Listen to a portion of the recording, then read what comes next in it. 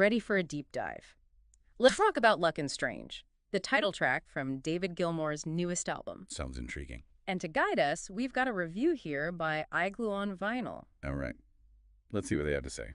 It's going to be a music lover's take on this one for sure. I'm really excited for this one. Gilmour's always been amazing at telling stories with his music, but this album, this song especially, there's something about it. Yeah, definitely.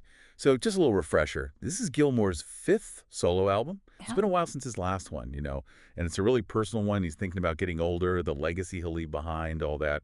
Oh, and of course, his family is all over this album. Oh, yeah. His wife, Polly Sampson, she actually wrote the lyrics for this track. And you can even hear his kids, like in the background vocals, playing some instruments throughout the whole album. Wow, so you've got that extra layer, right? That whole idea of time passing, family legacy, all tied in. And don't forget, this is David Gilmour we're talking about. Pink Floyd. I mean, that's a generation's soundtrack right there. So for him to be dealing with these themes now, in this part of his career, it's got to resonate with a lot of people. No kidding. And speaking of resonating, Luck and Strange. Right. The title itself, it's not just a random phrase he chose. Right. Gilmour has actually talked about this, how it reflects the luck of his generation. Those baby boomers who grew up after the war when the economy was booming and it felt like anything was possible. Yeah, that whole feeling that the world was moving in the right direction, like progress was a given. And it's so interesting how that specific feeling, that historical context, it just comes out in the music. That's such a cool point to bring up. It really makes you think, how have the events we've lived through shaped us? Every generation, they experience these huge moments, big cultural shifts, changes in society that stick with them, change how they see the world. Totally. And that's where you, the listener, come in. Think about how do you connect with this idea of luck, given the times you've lived through? It's a question worth considering, really. Definitely something to think about.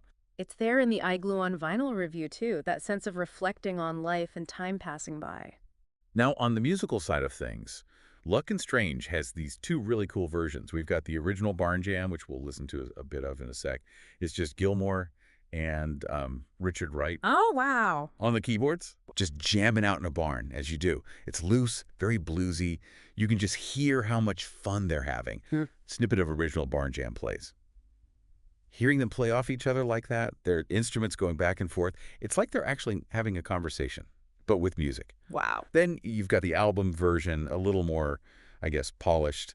It's got the lyrics that Gilmour's wife wrote, and it just hits different. Snippet of album version plays.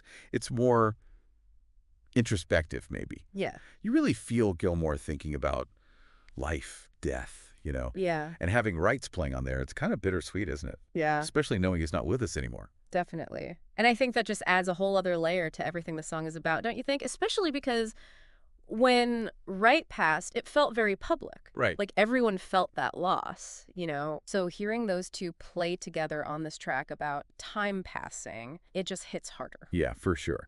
And critics are picking up on that power, that emotion. The review we have, it compares Luck and Strange to Pink Floyd's Dogs, which is super interesting. It talks about how moving Gilmour's guitar playing is, which, hello, iconic, and how Wright's piano just cements that bluesy feeling. What are your thoughts on that comparison? Does it work for you?